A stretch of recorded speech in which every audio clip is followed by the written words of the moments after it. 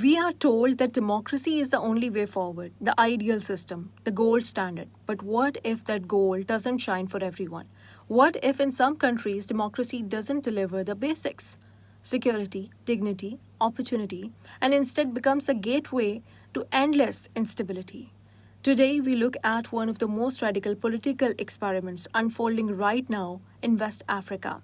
Under the leadership of Captain Ibrahim Traoré, the 37-year-old military officer who now leads Burkina Faso not through elections but through action. In 2022, Traoré came to power through a coup, promising not politics, just purpose. Since then, he has defied expectations and international pressure. He slashed government waste, cut his ministers' salaries by 30%, and increased civil servant wages by 50%. He turned away loans from the IMF and World Bank, refusing to mortgage the country's future for short-term aid. Instead, he's focused on building economic self-reliance. One of his biggest moves, developing a national gold refinery. Burkina Faso, despite being rich in gold, used to export most of its raw resources, allowing foreign companies to reap the profits. Under Traoré, the country is now keeping that value at home. The new gold refinery not only boosts state revenue but signals a break from the extractive model that's held many African nations back for decades. And it's not just about minerals, it's about mindsets. Traoré has launched initiatives aimed at empowering the youth, not just with slogans, but with skills. Vocational training, agricultural development, and local manufacturing programs have been rolled out to reduce dependence on imports and create real employment.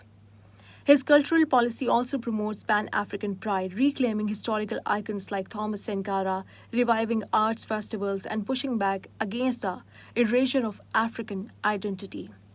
He said we must stand on our own feet. We must produce what we consume. And it's working. Burkina Faso's GDP jumped from $18.8 billion to $22.1 billion in under 2 years.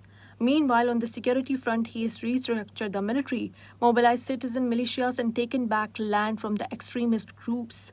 In region where democracy failed to bring safety, Traoré, at least for now, delivering results. But this is where the debate heats up. He has also dissolved the Independent Electoral Commission, postponed elections, restricted media, and centralized power around himself. Critics call it authoritarian, supporters call it focused leadership. So we are left asking, is democracy always the best fit or just the most familiar one? When leaders like Traoré produce results that elected governments couldn't, when GDP grows, jobs are created, territories are secured, and youth feels hope again, does that justify a more centralized form of rule? Or is it simply a well-mannered version of authoritarianism that could one day turn sour? Traoré doesn't hide his disdain for Western influence. He says African nations must stand up with dignity, even if that means standing alone. And for many in Burkina Faso, this is not dictatorship. It is finally a direction. This is not an endorsement, it is a reality check. One shoe doesn't fit all, and maybe it never did.